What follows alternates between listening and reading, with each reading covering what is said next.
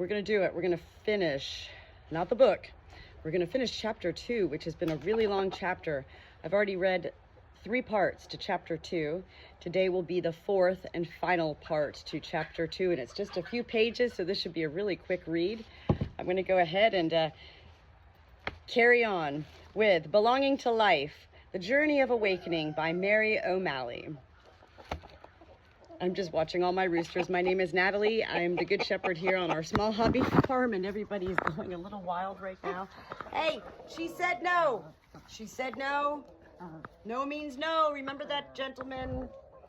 We have 11 roosters here on the farm, and I do take full pride. Pride, it's the same pride we take in being a parent. I have good boys here on the farm because I'm here on the farm. All right, let's finish up.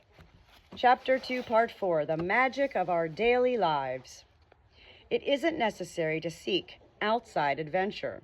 Opening to what is around you will produce the most extraordinary experiences. Edward Lewis. To cultivate the awareness of our bodies, our senses, and our breath, and to use them as doorways back into our lives, opens us to the sacred moments when our minds, bodies, and hearts are all in the same place at the same time. To be present for life is a love affair. It is the art of giving ourselves to life and allowing it to love us in return. As we open into love, we transform the world by the depth of our presence. Yes, this takes discipline. At the beginning, you may only be able to stay here for a few seconds before the mind takes you away again. As Diane Ackerman says in The Natural History of the Senses, there is that unique moment when one confronts something new and astonishment begins. Whatever it is, it looms brightly, it edges sharp, its details ravishing in a hard, clear light. Just beholding it is a form of revelation, a new sensory litany. But the second time one sees it, the mind says, oh, that again, another wing walker, another moon landing. And soon, when it's become commonplace, the brain begins slurring the details, recognizing it too quickly by just a few of its features. It doesn't have to bother scrutinizing it.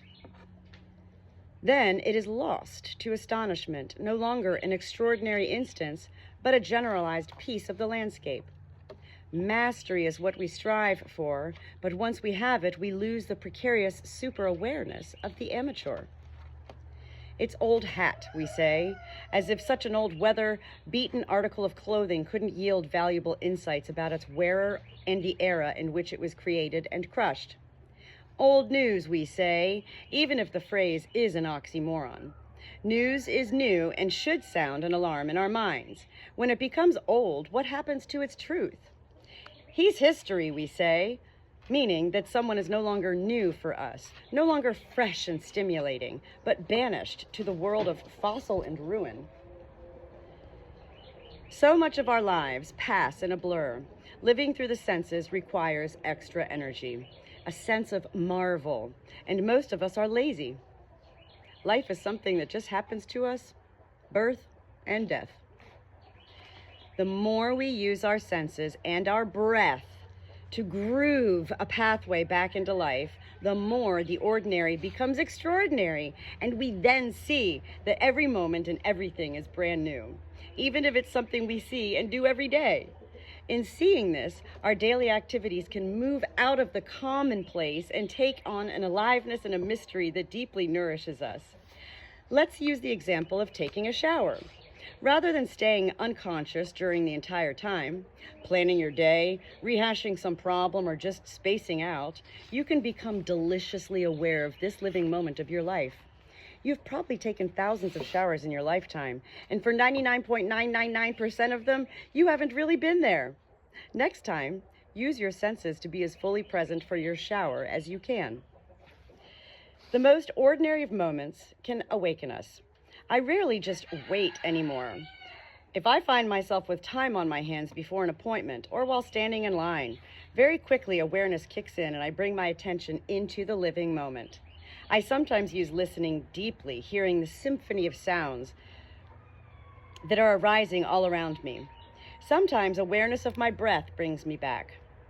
In lines, I often drop into the experience of standing and being held by the earth as I give my attention to the people around me. The joy of being fully present is almost too great for words. I know in some deep way that because I am present, my attention has touched every person around me in that moment. In the beginning, you will only be able to be present for maybe just a moment or two. In order to know more and more moments of full presence, it is skillful to choose one thing every day that you practice doing with awareness. It can be your morning cup of tea. Take time to sit quietly and hear the symphony of water heating up.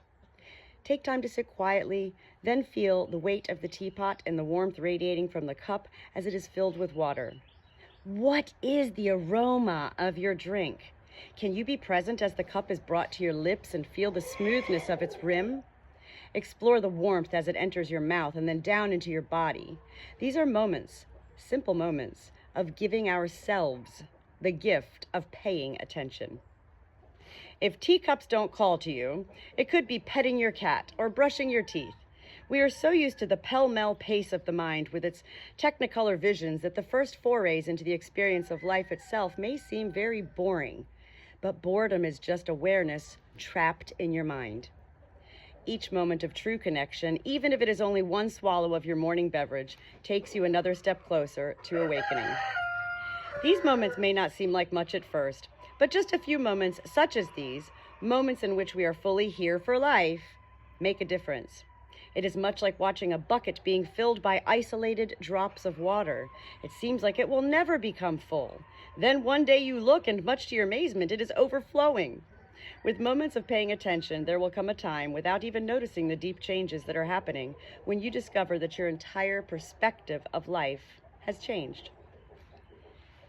In order to reconnect with life, we need to comprehend that nestled in the core of our thinking is the belief that living from a controlling mind means safety. As children, we had our connection with life disrupted over and over again. It could have been a teacher saying something judgmental about a picture we just drew, or possibly a neighbor's dog raging around the corner, barking at the top of its lungs. It might have been a sibling telling us how dumb we were, or a parent who repeatedly discounted the validity of our feelings. Our attention became diverted from life into trying to control what was to come. We sealed the door to the living moment with tape, superglue, rope, chain, swearing in the depths of our being to never open that door again because we believed it was the doorway to terror, rage, and grief. In counseling, a woman once asked, "What do you mean about being here?" She had her chin resting on her hands. I responded that it is the ability to ground in the feeling of your two hands touching and from that place opening up to the living moment of your life. She immediately threw up her hands in fear and said, "No, I don't want to hear that. That makes me too afraid." To a greater or lesser degree, we all experience this fear of life. The membrane around the experience of being fully here is the membrane of terror that was sealed around the living moment when we were young. It says that if you come here, you will be open again to pain and suffering. But we are not children anymore. And to come here now means to thrive. We also have to be very careful not to hear this invitation back into life from the place of duality. This perspective says that being here is better than being lost in thought, and so our ancient urge to always want our lives to be different begins to judge and struggle with how much we are not here. In doing so, we will just stay lost in the labyrinth of our minds. We need to understand that being totally identified with thought has been an essential phase in our evolution, but we are now standing on a threshold. Just as creatures once lived exclusively in the sea and only slowly moved onto land, most of us have lived exclusively in thought. We are just beginning to learn how to slowly move out of being caught in the world of thought so we can reconnect with life in the moment it unfolds out of mystery. In order to do this, we need to acknowledge without judgment that we have been lost in thought for a very long time and will continue to be so for large chunks of our day. The last time most of us were fully here was either in childhood or possibly in the first phase of falling in love. It also can happen during a great trauma like an automobile accident or while inside the experience of a sense-opening drug such as LSD or mescaline. But since these are not usually a part of our everyday existence, we can use our senses to reconnect for moments throughout our day. The expectation is not to have our attention fully open to life at all times. This is simply not possible for most of us while we are still in a body. But those sacred moments of being here enrich and open our lives, connecting us to the creativity, wisdom, and the healing that are all available in the living moment. As we add moments throughout the day when we show up for life, wonderful things begin to happen. We begin to be moved by the wonder of the experience that is unfolding before our very eyes. How does life take a little bit of earth, a dash of water, a blessing of air, and a shower of sunlight and weave a garden full of flowers? How did you arrive out of one cell and grow into the trillions of cells that all work together with hardly a thought? Wonder begins to intrigue the mind, and we finally notice how much we miss when we are not truly here. How often do we really see our loved one's face? We usually live in ideas about them. How often do we honor the fact that when we eat, we are eating the universe? To feel this wonder and to then meet the grief of how disconnected from life we usually are is a powerful step in our awakening. Again, I have to pause right here because I was just sharing this with many people this week about, in particular, Andy, my rooster, who's my sidekick and sleeps with me, travels with me everywhere. I said just the other day, I don't even see him. So if I take a video of him and then I go and upload it and then I watch the video, I'm in awe because I'm like, he's so handsome, but I never see him. And I say it's because he's always in my arms or at my feet. Truly amazing. To show up for life. All right, Starla. To show up for life also reweaves the thread. Starla! Listen to me, little Chihuahua girl. To show up for life also reweaves the thread of trust that has been so nearly severed in us all. We begin to notice that spring has come out of winter for eons without us doing a whole heck of a lot about it. We finally see that life is continuously unfolding out of mystery, elephants coming forth out of a womb, and peas unfolding out of the heart of a blossom. We finally breathe not a single isolated breath, but find ourselves being breathed by the unbroken river of breath that flows through all beings. Our wonder moves us into deep acknowledgement and awe of the intelligence that permeates and penetrates every particle of the universe. The possibility that this same intelligence is weaving our daily lives begins to dawn upon our awareness. In other words, the whole process becomes trustable, and grounding becomes something that we naturally do throughout our days. And finally, to come back into life is to experience everything as if it were for the first time. Each sound you hear has never been heard in that exact way before. Every breath you have had since your birth has been subtly different from all the other breaths. These healing experiences come in the willingness to return to the living moment over and over and over again. Whenever we find ourselves drifting off into the mind, to return with mercy is a labor of love. Slowly, without even noticing it, we begin to groove a pathway back into the present moment, and we again know the rapture of being alive. Grounding not only gives us the gift of directly receiving life, it also allows us to recognize the enormous difference between being here and being in a conversation about being here. The next step is to actually be able to see the conversation that filters our experience of living. To see our patterns of thought is to free up awareness from the constantly struggling mind. For the moment you see thought, you are not lost in it.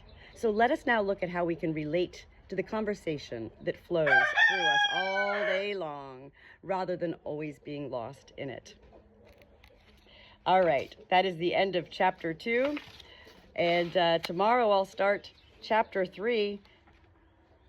I don't know, that's going to be probably another two-parter right there. It's not as long as chapter 2. Belonging to Life. I have read this book so many times. It is all highlighted, handwritten in my little notes. These are very special books to me, and they have helped me along all of my journeys.